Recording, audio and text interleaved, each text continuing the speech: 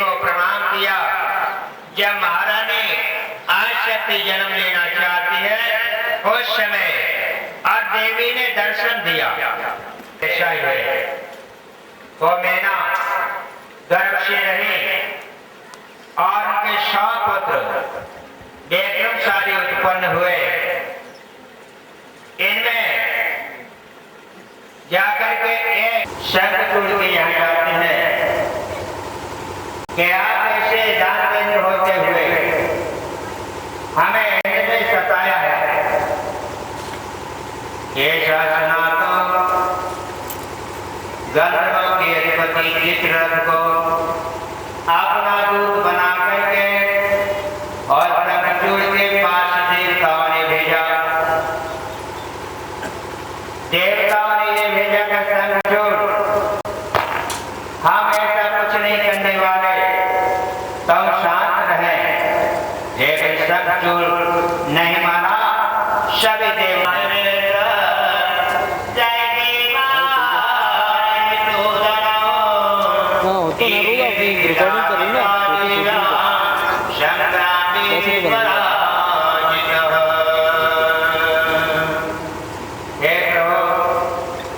ब्रह्मा जी से कहते हैं कि हम सभी पराजित कर दिए शंखचूड़ ने। देवता से ब्रह्मा जी कहते हैं कि नारायण भगवान के पास जाए। जब देवता जाकर के भगवान विष्णु के पास जाते हैं, हे हरे हे विधेया शंखचूड़ वदिष्यामो शक्तिनात्रं संशयः। जब देवता विष्णु भगवान के पास जाते हैं, विष्णु भगवान पहले देवता को देख करके हंसते हैं, बोले देवता मेरे भक्त के कारण तो नहीं आए हो, मेरा भक्त है शंखचूड़, मेरा गोप है और उसके बारे में कुछ नहीं कहना। और कोई शिकायत हो तो कहो, क्योंकि सुदामा नाम का गोप मेरा प्रिय भक्त है, मेरा गण है, मेरा पार्षद है। मेरी अर्धांगिनी महामाया राधा ने उसे शुद्ध करने के लिए और आखिरी संप्रदाय में भेज दिया है। मैं भक्तों पे कृपा की है, इसलिए मेरे प्यारे भक्त के बारे में कुछ भी न कहे। देवता और वहां से गर्दन उठा के वापस हो जाते हैं। देवताओं ने फिर से ब्रह्मा जी से कहा। ब्रह्मा जी कहने लगे कि वैसे सुदामा तो मेरा भी भक्त है। आप देवता कहने लगे कि सभी का भक्त सुदामा है। लक्ष्मी जी से कहने लगे कि भैया तुम तो हमारी तरफ ध्यान करो। लक्ष्मी जी बोली कि मेरा प्यारा भक्त सुदामा। अरे तुम्हारा भक्त कहाँ है वो माँ? अरे वो तो भक्त जा करके कहने लगे कि अब कहाँ जाए। जाकर के शंकर जी के यहाँ कैलाश में जाने लगे देवता।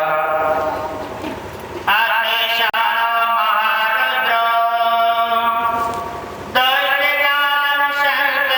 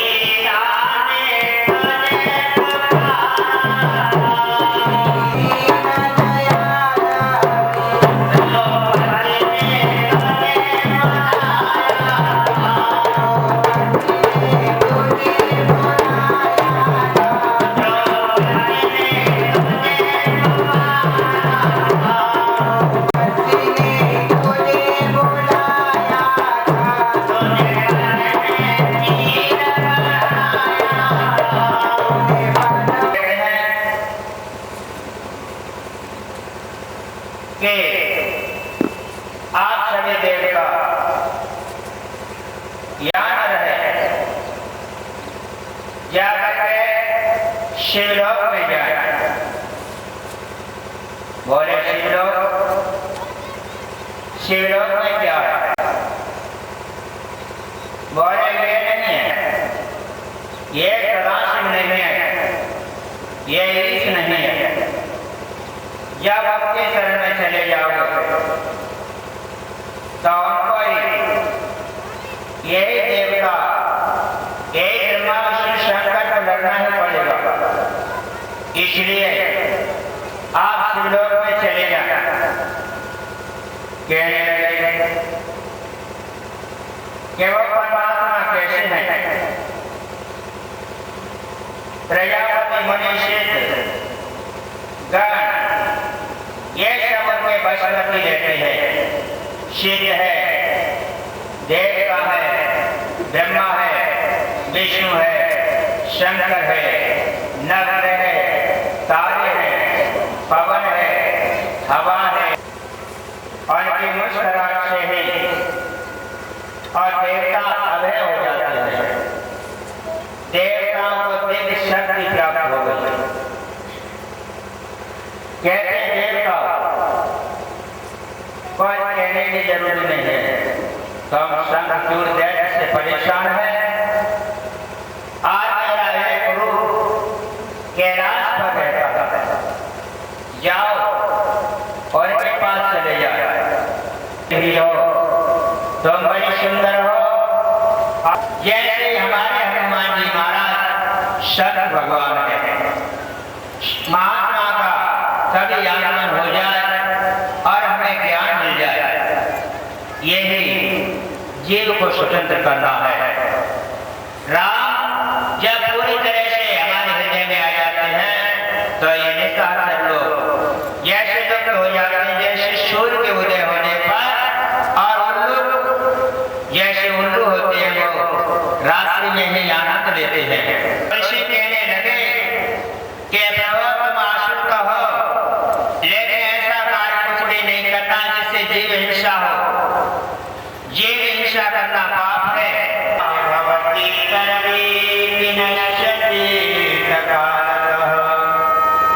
शंखचूड़ कहने लगा, मेरा समय आ चुका है, मैं अवश्य बिना डरे मेरा कल्याण नहीं होगा। आज ये मेरा कवच चला गया तो मैं संसार में जीना भी बेकार है, इसलिए मुझे शंकर जी से अवश्य डरना होगा। बोलिए शंकर भगवान हो। शंकर जी के पास नारायण आ जाते हैं। भगवान विष्णु कहते हैं हे प्रभु, ये बात तुम्हारा भगवान ने, विष्णु ने खोले, किसके लिए रोती हो? बोले मेरा पति मारा गया। बोले जमीन में जो जन्म लेगा तो सबको जाना ही है, तुम इससे क्या घबराती हो? बोले नहीं, मेरे पति को आप जीवित कर दो। बोले ऐसे तो बोले शंकर ही हैं, और कौन हो सकता देवी? कि नहीं प्रभु, आप शंकर स्वरूप हैं। आज मेरे पति का जीवन दान दे दो। विष्णु भगवान सोचते हैं, कहते हैं ठीक है, तुम्हारी प्रार्थना से मैं प्रसन्न हूं। और वह शंखचूड़ वाला जो माया रूपी शरीर था कटा पिटा, वो इकट्ठा करके और भगवान उन्हीं में प्रवेश हो गए, शंखचूड़ बन गए। बोलिए कृष्ण भगवान हो। उसी शरीर में प्रवेश हो गए और शंखचूड़ बन करके खड़े हो जाते हैं। ये चोरी का काम, क्षण का काम तो सदा गलत ही होता है। मैं क्या कहूँगा इससे? धर्म शरीर के उपकार करने से भी हो जाता है, और पाप वाणी से हो जाता है। निंदा करना, चुगली खाना, ये रामचंद्र जी ने बताया है कि सबकी निंदा जो न रही वो चमड़ा धड़ा होता रही। निंदक ऐसे होते हैं, अकारण ही द्वेष करते हैं, अकारण ही पाप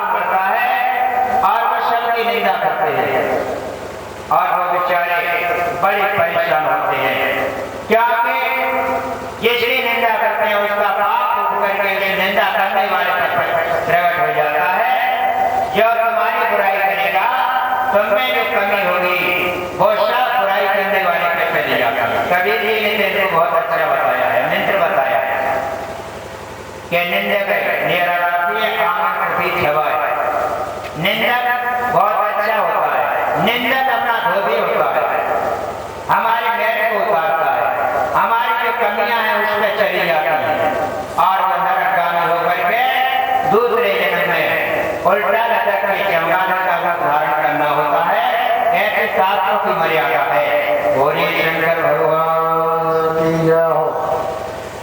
थोड़ी सी कमी से उसको कितनी यातना भोगनी पड़े और थोड़े से परमात्मा की ओर चले जाओ तो सारा झंझट ही साफ हो जाता है। बोलिए केशव भगवान की जय हो। भगवान की कथा का बड़ा प्रभाव होता है, लेकिन भक्ति ही इसमें आते हैं और भक्त है वो कभी आगे जाएंगे जबरदस्ती तो वो कहते कि बहुत कोई जो पूछना आवा शर निंदा करता है, उसका तो एक ही काम है निंदा करना। रास्ते में पूछे कैसी भागवत हो रही है, कुछ नहीं है, वैसे तो कुछ नहीं है, शर निंदा करता है सुनावा। होता कोई उसमें गलती लगा करके ही और उसको खराब कर देगा। और ये वृंदावन हरिलाल और जब मन से सुनते हैं तो उनका प्रभाव है, एक दृष्टांत है। थोड़ी सी सुनने से कितना आगे चला गया और थोड़ी सी कमी से कितना पछड़ गया। और ये शंकर भगवान की जय हो। कहते हैं कि कई बार भागवत हो रही थी तो एक बार था जो गाय को चराता रहता और उसकी कभी भी फुर्सत इतनी नहीं थी कि एक दिन भागवत सुन ले।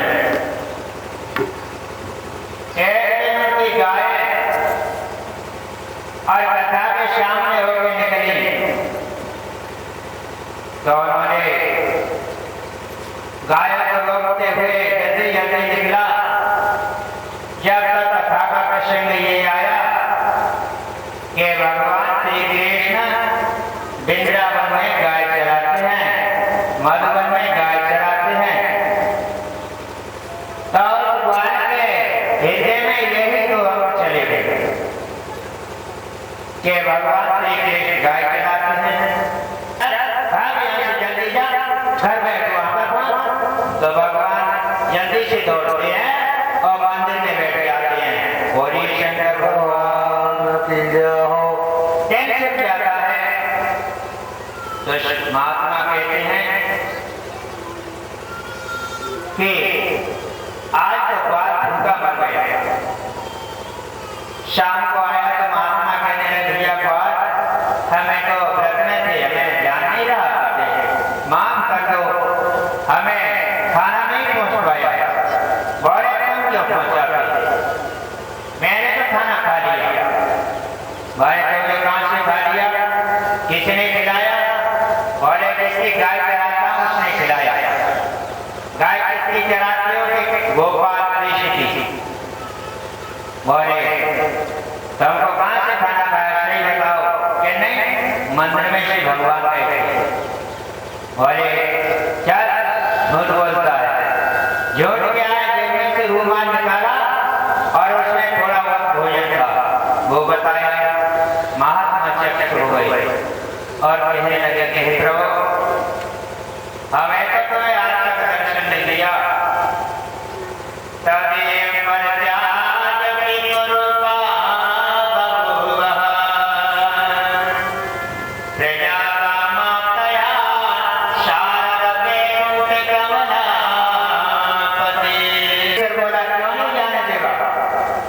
जब आगे वे चले भोलेनाथ तब उस बाले ने नाथी को उठाया और बड़ी जोर से नंदीश्वर में दी तो सिंह टूट गया है। बोलिए वृंदावन के हरिलाल की जय हो। भोलेनाथ का जो नाम दिया है नंदीश्वर वो टूटा उसी दिन से है। बोलिए शंकर भगवान की जय हो। इसीलिए तो पार्वती जी ने कहा कि मेरे दूड़ा ना दिया है उनके पास। पार्वती जी ने सिद्ध किया है शादी पर कहा है, जब शादी हो गई उसके बाद में पार्वती ने कहा है, ओ भंवरिया मेरी पड़ गई बहना भोला जी के संग। भंवरिया मेरी पड़ गई